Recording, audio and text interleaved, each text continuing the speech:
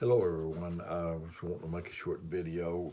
I'm going to be in the book of Esther, give you just a little bit of background about Esther. Um, Esther was in captivity, and the king of that country, uh, he had some sort of function, and the queen didn't come. And his aides said, we can't let that happen. You can't let her get away with that. So he stepped her down as the queen. So then a search began for someone to replace her. And so, of all the people, of all the maids, he chose Esther to be his queen. So there, there was a man that tricked the king into making a decree to destroy all the Jews. And the word came to Esther's kin. I can't remember what kin he was to her, maybe a cousin or an uncle or something like that. Might have been a cousin that was like an uncle to her. And his name was Mordecai. And it says, I'm going to start at chapter 4 and I'm going to start at verse 1. And when Mordecai perceived all that was done, Mordecai rent his clothes and put on sackcloth with ashes and went into the midst of the city and cried with a loud and a bitter cry. And came even before the king's gate, for none might enter into the king's gate clothed with sackcloth. And in every province wheresoever the king's commandment and decree came, there was great mourning among the Jews, and fasting and weeping and wailing, and many lay in sackcloth and ashes. To know that you're about to be destroyed, uh, that's what they chose to do. They did like Jonah. When Jonah decreed that Nineveh was going to be destroyed, they got down in sackcloth and ashes. And in the day that we're living in, the coronavirus, I don't think it's going to last forever. But even when this is over, we're in a day that we've never seen before. We need to uh, do a little of that ourselves and come before God. So there was many weeping and wailing, and many lay in sackcloth and ashes. So Esther's maids and chamberlains came and told her that. Then was the queen exceedingly grieved, and she sent raiment to clothe Mordecai and to take away his sackcloth from him, but he received it not. Then called Esther for Hattach, one of the king's chamberlains, whom he had appointed to attend unto her, and gave him a commandment to Mordecai to know what it was and why it was. So I hope I'm saying this right. So Hattach went forth to Mordecai into the street of the city, which was before the king's gate. And Mordecai told him of all that happened unto him, and the sum of the money that Haman had promised to pay the king's treasury for the Jews to destroy them. And he gave him the copy of also of the decree that was given at Shushan to destroy them, to show it to Esther, and declare it unto her, and to charge her that she should go into the king to make supplication unto him, and to make request before him for all her people. And Hattach came and told Esther the words of Mordecai. And again, Esther spake unto Hattach and told him the commandment. And all the king's servants and all the people of the king's provinces do know that whosoever, whether man or woman, shall come unto the king into the inner court where is not called, there's one law of his to put him to death, even to whom the king shall hold out the golden scepter that he may live. But I have not been called to come into the king these 30 days. That natural king there in that day, you had to be called. If you weren't called and you just came to him yourself, it meant death. That is the way it is with the King of Kings. He has to call you.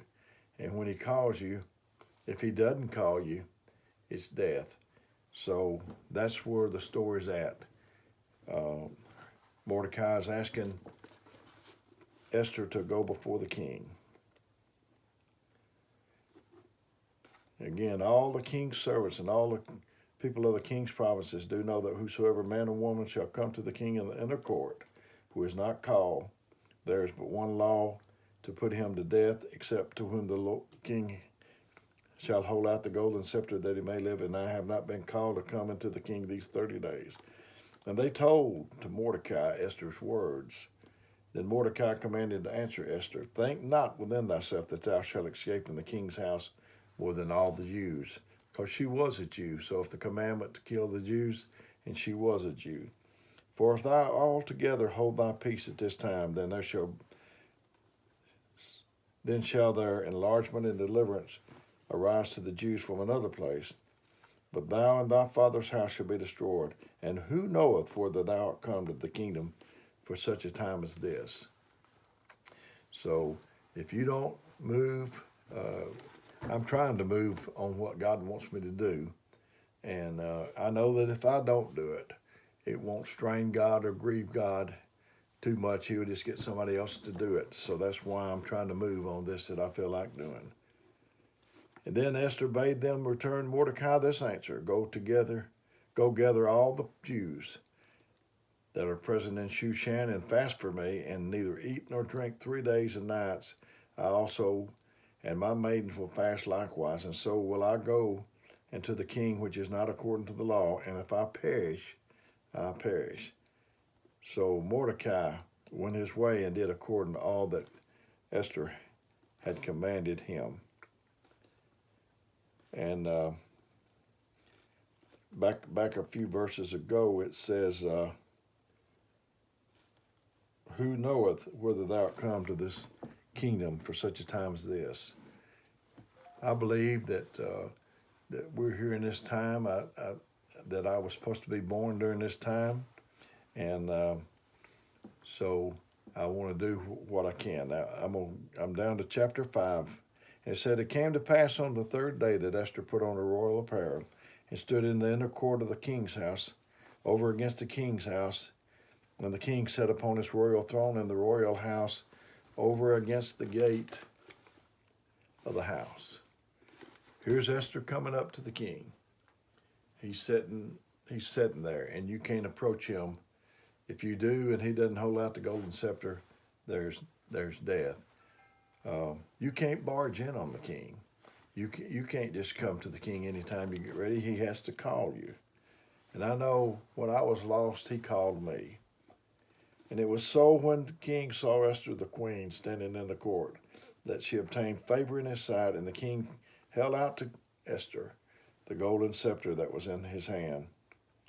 So Esther drew near and touched the top of the scepter. Here she comes. And she's wanting to touch that golden scepter. And she just comes easy. And he holds out the golden scepter. And I don't think that when he held out the golden scepter that she said, well, I'll go in a little while.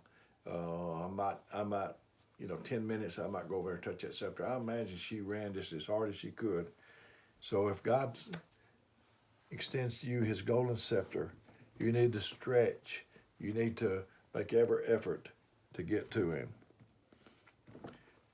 So she touched the top of the scepter. Then said the king unto her, what wilt thou, Queen Esther?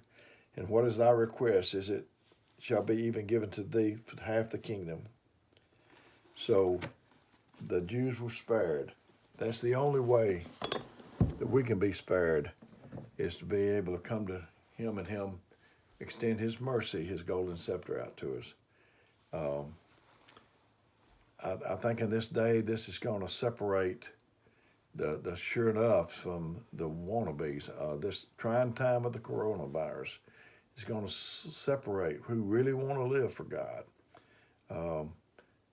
I know that I heard somebody refer to people as Goldilocks Christians. They never move because nothing is just right. It's if you're waiting till things get just right to move, you never will. Then I've heard people referred to as Alka-Seltzer Christians.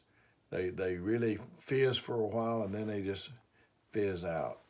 So let's be in this for the long run. I wished I could have put this over to you in a way that you can see what I can see in my mind. I remember when I was approaching God, I didn't